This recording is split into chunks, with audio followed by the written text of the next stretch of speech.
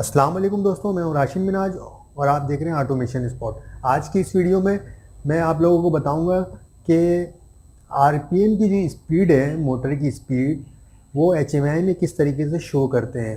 तो इसकी प्रोग्रामिंग देख लेंगे एचएमआई की। लास्ट वीडियो में मैंने आप लोगों को बताया था पीएलसी प्रोग्रामिंग से रिलेटेड, इसी का पार्ट 2 है ये, जो कि मैं एचएमआई वाले बताऊँगा। वो इस तरीके से वर्क करेगा कि जब हम मोटर को रन करेंगे तो 1 मिनट के बाद जो भी स्पीड होगी इसकी, वो एचएमआई में शो होगा, और जैसे ही मैं रोक दूंगा 1 मिनट के बाद जो स्पीड होगी वो 0 होगी। तो वीडियो को लंबी करने से बेहतर है हम चलते हैं अपने लैपटॉप की स्क्रीन पर और वहाँ पर एचएमआई की प्रोग्रामिंग को देख लेते हैं किस तरीके से होता है। तो वीडियो को लाइक एंड शेयर करना ना भूलें और चलते हैं हम अपने लैपटॉप की तरफ।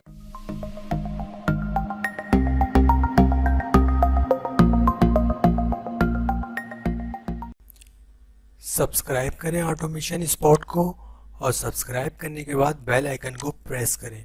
प्रेस करने के बाद ऑल पर क्लिक कर दें ताकि आने वाली तमाम वीडियोस आपको सबसे पहले मिले। ऑलराइट फ्रेंड्स, हम ये आ चुके हैं अपने DOP सॉफ्टवेयर में। तो यहाँ पर हम देख लेते हैं कि सबसे पहले हमें जाना है टूल में और जाने के बाद अपलोड ऑल डेटा कर लेते हैं, क्योंकि HMI में ऑलरेडी हमारे पास मौजूद है। तो देख लेते हैं, इसका पासवर्ड होता है 1 2 3 4 5 6 7 8, 1 2 8 काउंट करके आप इसको ओके करते हैं। तो HMI के अंदर जो भी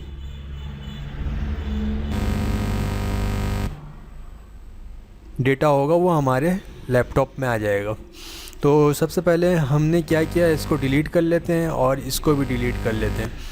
तो हमने करना ये है फ्रेंड्स कि एलिमेंट लेना है हमें, डिस्प्ले, न्यूमेरिक डिस्प्ले ले लेते हैं और लेने के बाद यहाँ पर हम इसके कलर्स को चेंज कर लेते हैं। बॉर्डर कलर हो जाएगा हमारे पास green and then background colour white कर लेते हैं।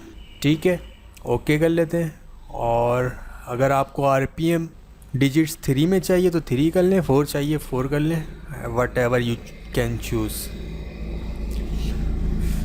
टेक्स्ट थोड़ा सा बड़ा कर लेते हैं, टेक्स्ट यहाँ से बड़ा हो जाएगा। टेक्स्ट बड़ा हो चुका है।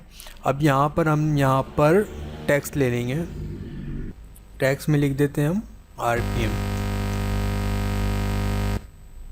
वेल फ्रेंड्स, और इसका साइज़ भी हम कर लेते हैं 40 की नियर। ओके, और बैकग्राउंड कलर में देख लेते हैं कि फोरग्राउंड कलर हो जाएगा हमारे पास, सेम बैकग्राउंड कलर ले लेते हैं।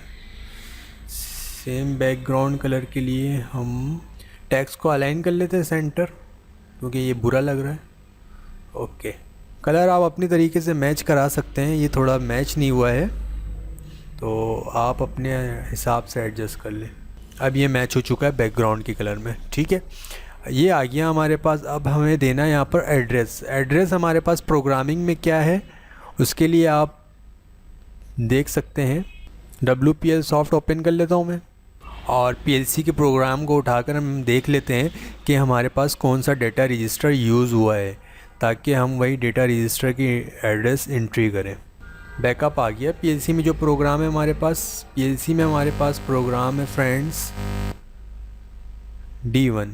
इस डेटा रजिस्टर को हमारे पास HMI में शो करना है, तो उसके लिए हम HMI में D1 डाल देंगे। ठीक है, D1 of inter. Okay, then हम यहाँ पर इसको डाउनलोड ऑल डेटा करते हैं। कुछ देर बाद ये फिनिश्ड कर देगा और करने के बाद आपकी HMI को रीस्टार्ट कर देगा। तो सबसे पहले मैं अपने वेल फ्रेंड्स, तो आप ये वीडियो देख सकते हैं। मैं इसको रन करता हूँ। जैसे ही रन करूँगा तो ये 1 मिनट के बाद जो भी इसकी रेवोल्यूशन होगी, यानी चक्कर होगा इसका, वो आपको स्क्रीन में शो करेगा। ठीक है, और जैसे ही हम इसको मोटर को ऑफ कर देते हैं तो ये 1 मिनट के बाद इसकी जो भी स्पीड होगी वही ये शो करेगा, ये 0 हो जाएगा।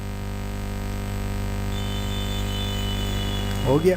तो HMI से रिलेटेड, कम्युनिकेशन से रिलेटेड वीडियो मैं ऑलरेडी बना चुका हूँ, वो आपको डिस्क्रिप्शन लिंक में मिल जाएगा। और बाकी हार्डवेयर वायरिंग और जो भी इससे रिलेटेड वीडियोस है वो आपको डिस्क्रिप्शन लिंक पे नीचे मिल जाएगा, और बाकी आई बटन से भी आप देख सकते हैं। तो आज के लिए इतने ही काफ़ी है। नेक्स्ट वीडियो में फिर मिलेंगे, जब तक के लिए इजाज़त दीजिए। अल्लाह हाफिज़।